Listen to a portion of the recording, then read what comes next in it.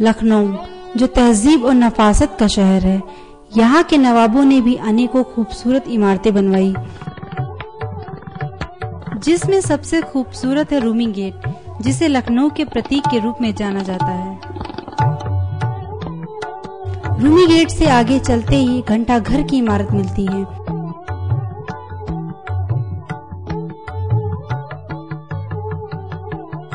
उससे थोड़ी ही दूर एक और इमारत दिखाई देती है जो आज जर्जर हालत में है,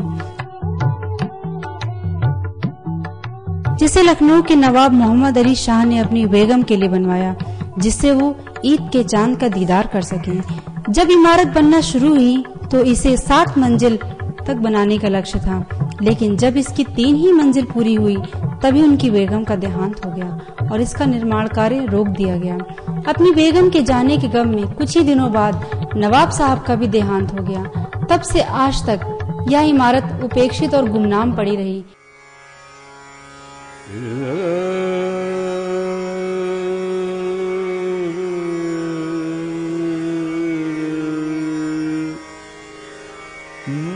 पर अब वक्त ने करवट बदली और इसकी मरम्मत का कार्य प्रारंभ हो गया।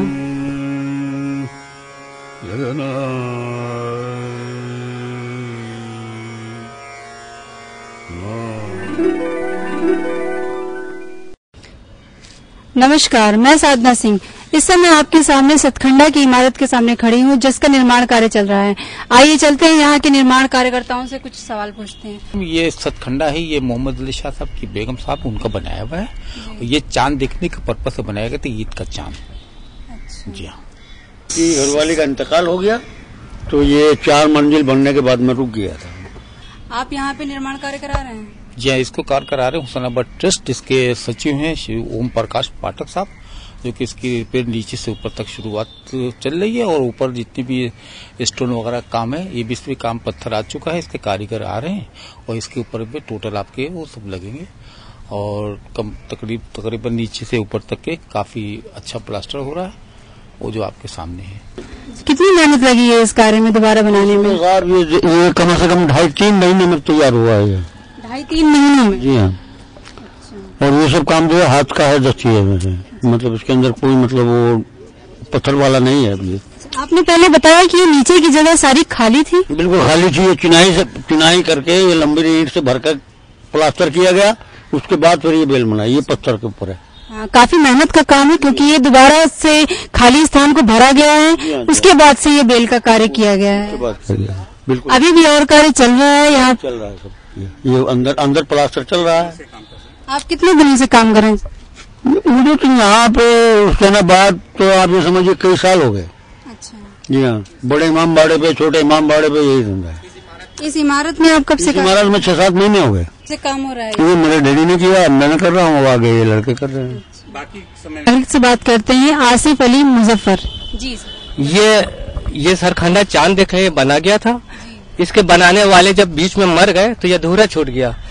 कौम के नौजवानों ने इसको इमारत को बनाया, किसी ने 10 बोरी दी, किसी ने 1000, किसी ने 25,000।